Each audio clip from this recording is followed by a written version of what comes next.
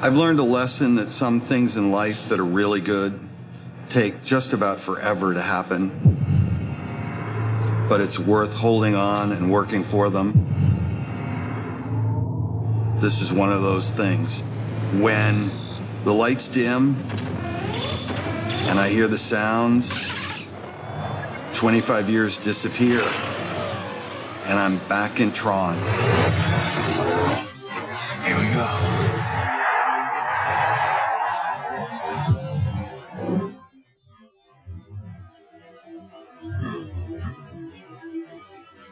Was talking with a number of colleagues at Disney who had been thinking about Tron, and I said, here are the things I just really remember off of my gut.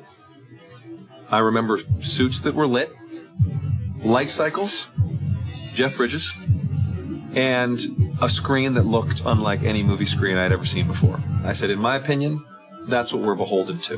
This is the key to a new order. Sean Bailey called me in for a general meeting in July 2007. And, in a general meeting, typically you talk about a couple different projects, but Sean really wanted to talk to me about Tron and just ask me what would my take be on a Tron sequel. Very shortly thereafter, we met Eddie Kitsis and Adam Horowitz. Our agents called us and said, would you be interested in Tron, which was like the dream come true because we were both obsessed with the movie. We felt like there were certain design elements and pieces that they had done incredibly well and were incredibly ahead of their time, but we also felt we had to do some new things. And I guess so at first I was a little apprehensive about bringing that up with Steven Lisberger. Everybody wants to see cyberspace get real, and I think that's a really exciting thing, to have all this technology behind it, to realize it in a way that we couldn't have conceived of when we did the first film. A movie like this, you can talk to you blue in the face, but ultimately you need to show them something. So I proposed the idea of creating a 2 or 3 minute piece, kind of like a mini trailer for a movie that didn't exist yet. We'll shoot walk-offs and take them through a series of moves that'll get the movement we want. It was funny, as we started to write the script, Joe went off to shoot the test footage. We got Jeff to be a part of it, which is really important. I don't think this movie would exist without him being involved. He was integral to even getting this thing off the ground.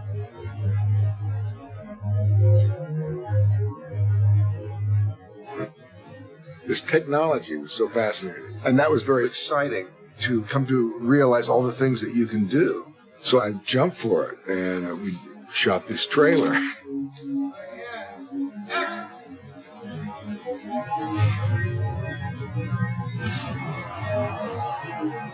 Okay, lights out, please. Okay, you want to move around a little bit? We started saying, we think we have a story to tell, but does anyone care? And we thought, Comic-Con has become kind of the barometer for what people are interested in when it comes to big movies. We showed it to an audience that had no idea they were going to see it. I remember sitting there with Joe and a couple guys from the studio, and we were really nervous because we thought, well, if this plays well, we're probably off and making our movie, and if it doesn't, we're probably not.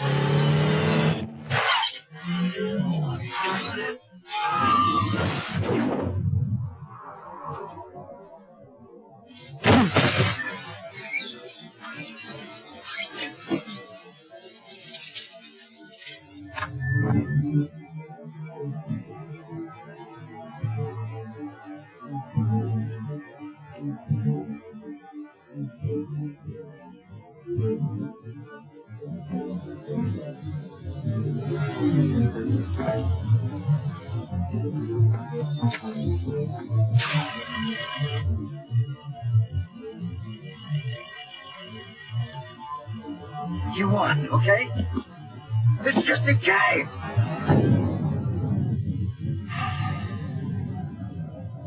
Not anymore. The film got such a great reaction from the fans that Disney said, oh yeah, we can put the money that it's going to cost to make this film a reality. It was one of those things where you kind of dream it, you imagine best case scenario, and then everything just kind of fell into place. And action.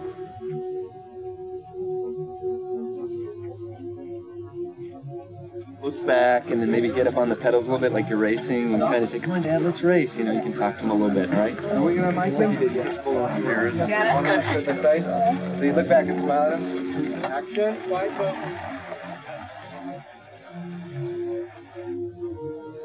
The challenge of writing Tron was coming into it and saying, how do we honor the original movie, continue that story, expand on it, and take it to a new place while also opening up the world for new fans. Tron and I, we beat the evil MCP and finally got out. And finally, we came home.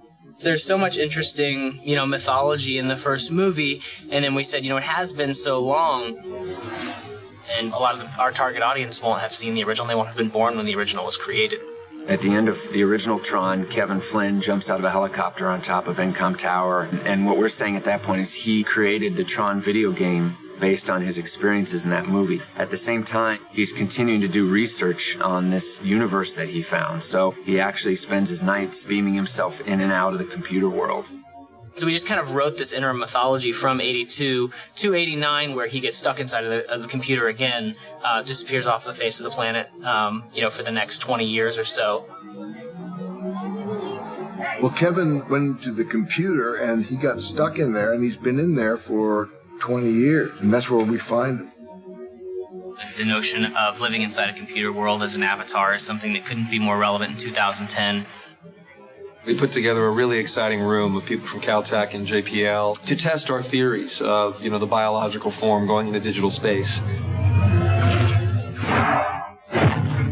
And remarkably, they said, well, under certain circumstances, we could imagine in the future, if you had enough computing power and you used something called quantum science, you could have such a circumstance. It relates directly to quantum teleportation. I mean, it fits the quantum teleportation model.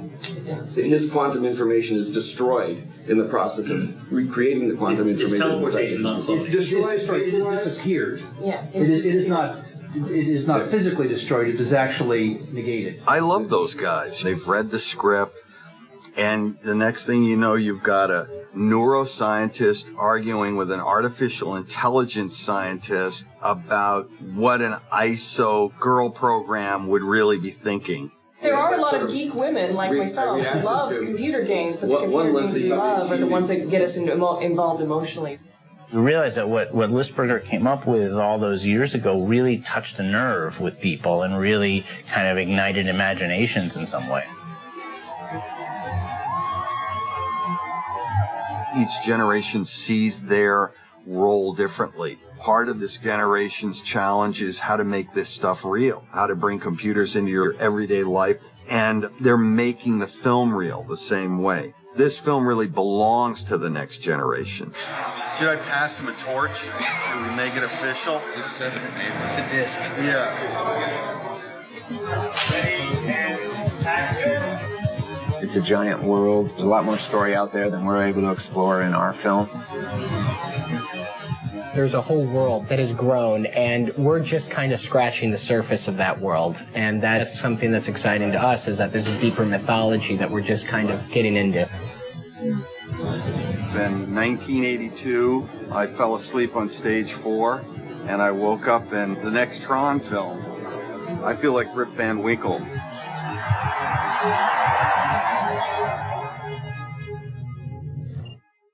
Now, although today it's considered a pioneering film for its use of computer effects, the Academy considered computerised special effects cheating and denied Tron a nomination for Best Visual Effects.